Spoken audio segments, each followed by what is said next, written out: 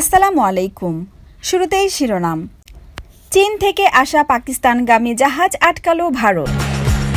ক্ষুধার্ত ফিলিস্তিনিরা খুঁটে খুঁটে যুক্তরাষ্ট্র বিমান থেকে ফেলানো খাবার খাচ্ছে। গাজায় সবকিছু ঠিক হলে লোহিত সাগরে অপারেশন বন্ধ করবে হুথিরা। এবার বিস্তারিত। চীন থেকে করাচিগামী একটি জাহাজ মুম্বাইয়ের নাভা সেবা বন্দরে আটক করেছে ভারতীয় নিরাপত্তা সংস্থা। কর্মকর্তারা শনিবার বলেছেন, জাহাজটিতে এমন কিছুর চালান রয়েছে যা পাকিস্তানের পারমাণবিক ও ব্যালিস্টিক ক্ষেপণাস্ত্র কর্মসূচির জন্য ব্যবহার করা যেতে পারে। খবর এনডিটিভি। গোয়েন্দা তথ্যের ভিত্তিতে ভারতীয় শুল্ক কর্মকর্তারা 23 জানুয়ারি করাচি যাওয়ার পথে বন্দরে একটি মাল্টার পতাকাবাহী বণিক জাহাজ আটকায়। জাহাজটির নাম CMA-CGM আটিলা।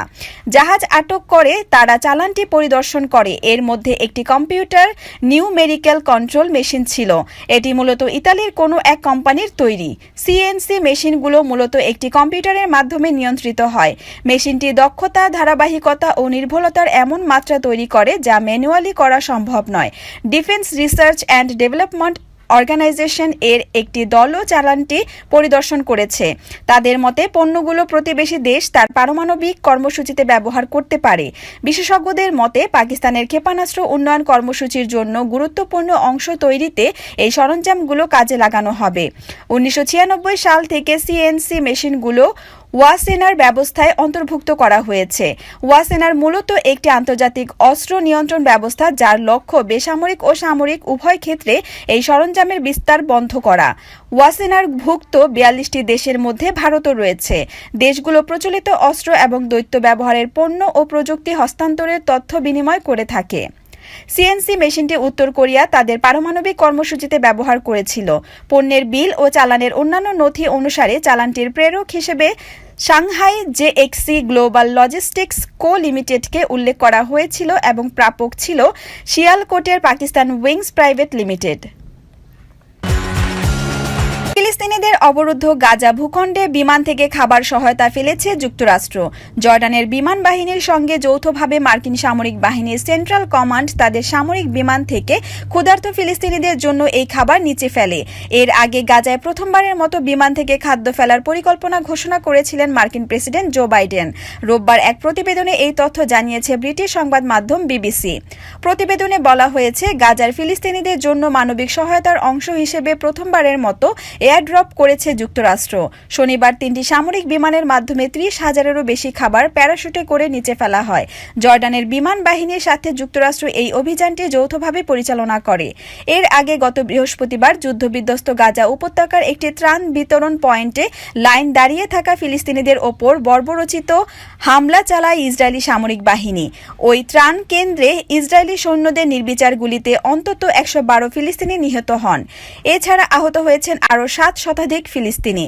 এরপরে অবরুদ্ধ এই ভূখণ্ডটির ফিলিস্তিনিদের জন্য সহায়তা বাড়ানোর প্রতিশ্রুতি দিয়েছিলেন প্রেসিডেন্ট জো বাইডেন। এছাড়া বিমান থেকে খাবার সহায়তা ফেলার এই পদক্ষেপ এমন সময়ে হলো যখন গাজায় 6 সপ্তাহের যুদ্ধবিরতির জন্য একটি চুক্তির কাঠামো তৈরি হয়েছে বলে এক শীর্ষ মার্কিন কর্মকর্তা দাবি করেছেন। বিবিসি বলেছে, শনিবার C-130 সামরিক পরিবহন বিমানগুলোতে করে গাজা ভূখণ্ডের উপকূলে 38,000-এরও বেশি খাবার ফেলা হয়েছে বলে মার্কিন সামরিক বাহিনীর কেন্দ্রীয় কমান্ড এক বিবৃতিতে জানিয়েছে। এতে বলা হয়েছে, স্থূল করিডোর এবং রুটের মাধ্যমে সাহায্যের প্রবাহ সম্প্রসারণ সহ গাজায় আরও সাহায্য পাঠানোর টেকসই প্রচেষ্টার অংশ হিসেবে বিমান থেকে এই সহায়তা ফেলা হয়েছে। অবশ্য যুক্তরাজ্য, ফ্রান্স, মিশর এবং জর্ডান সহ অন্যান্য আরও দেশ এর আগে গাজায় ত্রাণ পাঠিয়েছে। তবে এবারই প্রথমবার ফিলিস্তিনিদের জন্য ত্রাণ পাঠালো যুক্তরাষ্ট্র। তবে সাহায্য সংস্থাগুলো বলেছে, বিমান থেকে সহায়তা নিচে ফেলা আসলে সাহায্য বিতরণের একটি অকার্যকর উপায়। গাজার বাস্তুচ্যুত বাসিন্দা মেধাত তাহের বার্তা সংস্থা রয়টার্সকে বলেন, এই ধরনের পদ্ধতি খুবই অনুপযুক্ত। তিনি বলেন, এটি কি একটি স্কুলের জন্য যথেষ্ট হবে? এটি কি 10,000 মানুষের জন্য যথেষ্ট? ক্রসিংয়ের মাধ্যমে সাহায্য পাঠানো ভালো এবং প্যারাশুটের মাধ্যমে এয়ারড্রপ করার চেয়ে ওই পন্থাই ভালো। উল্লেখ্য, গত বছরের 7 অক্টোবর হামাসের নজিরবিহীন আন্তঃসীমান্ত হামলার পর থেকে ইসরায়েল গাজা উপত্যকায় অবিরাম বিমান ও স্থূল হামলা চালিয়ে যাচ্ছে। ইসরায়েলি এই হামলায় হাসপাতাল, স্কুল, শরণার্থী শিবির, মসজিদ, গির্জাসহ হাজার হাজার ভবন ক্ষতিগ্রস্ত বা ধ্বংস হয়ে গেছে। ফিলিস্তিনিদের গাজা ভূখণ্ডের স্বাস্থ্য মন্ত্রণালয় জানিয়েছে, গাজায় ইসরায়েলের আক্রমণের ফলে এখন পর্যন্ত 30,320 জন জন ফিলিস্তিনি নিহত হয়েছেন, যাদের বেশিরভাগই নারী ও শিশু। এছাড়া আহত হয়েছেন আরও ৭১,০০০-এর বেশি মানুষ। মন্ত্রণালয় আরও বলেছে, গত ২৪ ঘণ্টায় গাজায় অন্তত ৯২ জন নিহত হয়েছেন। এর আগে গাজা উপত্যকার অন্যত্র ৩টি বাড়ি লক্ষ্য করে ইসরায়েলি বিমান হামলায় কমপক্ষে ১৭ ফিলিস্তিনি নিহত এবং আরও কয়েক ডজন আহত হয়ে বলেও জানানো হয়েছে। ফিলিস্তিনের গাজা উপত্যকায় দ্বিতীয় দফা যুদ্ধবিরতি কার্যকর হলে লোহিত সাগরে হামলা বন্ধের ইঙ্গিত দিয়েছে ইয়েমেন ভিত্তিক হুথি বিদ্রোহী গোষ্ঠী। সোমবার এই ইস্যুতে হুথি বিদ্রোহী গোষ্ঠীর অবস্থান জানিয়েছেন গোষ্ঠীটির মুখপাত্র মোহাম্মদ আব্দুল সালাম। বার্তা সংস্থা রয়টার্সকে দেওয়া এক সাক্ষাৎকারে মোহাম্মদ আব্দুল সালাম বলেন, গাজায় ইসরায়েলি বাহিনীর অভিযানের প্রতিবাদ এবং ফিলিস্তিনের জনগণের প্রতি সমর্থন জানিয়ে আমরা লোহিত সাগরে অপারেশন শুরু করেছিলাম। ইসরায়েলি বাহিনী যতদিন অভিযান চালাবে ততদিন লোহিত সাগর ও এডেন উপসাগরে আমাদের অপারেশনও অব্যাহত থাকবে। তবে সম্প্রতি যে প্রস্তাবটি এসেছে তার ভিত্তিতে যদি সত্যিই গাজায় যুদ্ধবিরতি হয় এবং মানবিক ও ত্রাণ সহায়তা সরবরাহ স্বাভাবিক করা হয়, তাহলে আমারও লোহিত সাগরে আমাদের অপারেশন স্থগিতের ব্যাপারটি গুরুত্ব দিয়ে বিবেচনা করব। হুথি মূলত ইরান সমর্থিত বিদ্রোহী গোষ্ঠী। গাজায় বসবাসরত ফিলিস্তিনিদের প্রতি সমর্থন জানিয়ে গত নভেম্বর থেকে লোহিত সাগর ও এডেন উপসাগরের বাব আল মান্দাব এলাকায় চলাচলকারী বাণিজ্যিক জাহাজগুলোতে ক্ষেপণাস্ত্র ও ড্রোন হামলা শুরু করে গোষ্ঠীটি। প্রথম পর্যায়ে কেবল ইসরায়েলের সঙ্গে সম্পর্কযুক্ত জাহাজগুলোতেই আক্রমণ চালানো হচ্ছিল, কিন্তু ডিসেম্বরে যুক্তরাজ্যের যৌথ বাহিনী হুথিদের লক্ষ্য করে বিমান অভিযান শুরুর পর থেকে ইসরায়েলের পাশাপাশি এই দুই দেশের সঙ্গে সম্পর্কিত বাণিজ্যিক জাহাজগুলোতেও হামলা চালানো শুরু করে হুথিরা। গত ৩ মাসে লোহিত সাগর এবং এডেন উপসাগরে হুথিদের হামলার শিকার হয়েছে বেশ কিছু বাণিজ্যিক ও ট্যাঙ্কার জাহাজ। এসব জাহাজের কয়েকটি সাগরে ডুবেও গেছে। ২০১৫ সাল থেকে ইয়েমেনের সবচেয়ে জনবহুল অঞ্চলগুলো নিয়ন্ত্রণ করছে হুথিরা।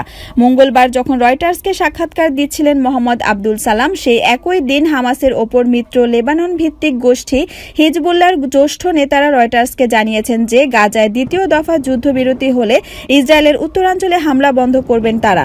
প্রসঙ্গত, গত ৭ অক্টোবর ফিলিস্তিনের গাজা উপত্যকা নিয়ন্ত্রণকারী গোষ্ঠী হামাসের যোদ্ধারা গাজার উত্তরাঞ্চলেও ইরেজ সীমান্তে অতর্কিত হামলা চালিয়ে ১,২০০ জন মানুষকে হত্যার পাশাপাশি ২৪০ জন ইসরায়েলি ও বিদেশি নাগরিককে ধরে নিয়ে যায়। অভূতপূর্ব সেই হামলার পর সেদিন থেকেই গাজায় অভিযান শুরু করে ইসরায়েলি বাহিনী।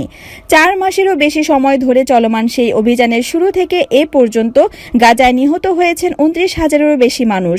আহতের সংখ্যা ছাড়িয়েছে ৭০,০০০। এছাড়া ইসরায়েলি বাহিনীর গোলায় বাড়িঘর হারিয়ে সর্বশান্ত হয়েছেন আরও লাখ লাখ ফিলিস্তিনি।